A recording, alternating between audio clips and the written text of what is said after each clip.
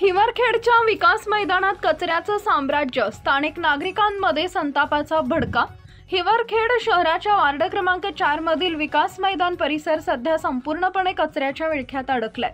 एकेकाळी नागरिकांच्या सकाळच्या फिरण्यासाठी आणि मुलांच्या खेळासाठी वापरला जाणारा हा परिसर आता कचऱ्याचे ढीग आणि भटक्या जनावरांनी व्यापलाय। मैदानाच्या परिसरात सध्या प्लास्टिक, घरगुती कचरा, अन्नाचे उरले सुरले अवशेष, ओला व सुका कचरा अशा सर्व प्रकारच्या घाणीकडे कोणतंही प्रशासनिक लक्ष नाही।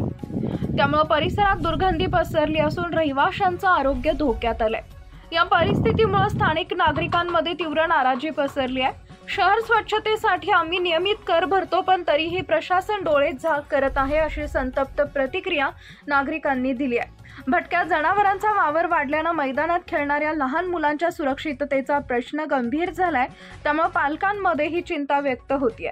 स्थानिक प्रशासनाने त्वरित पावलं उचलून मैदान स्वच्छ करावे आणि योग्य देखरेख ठेवावी, अशी मागणी नागरिकांनी जोरदारपणे केली आहे।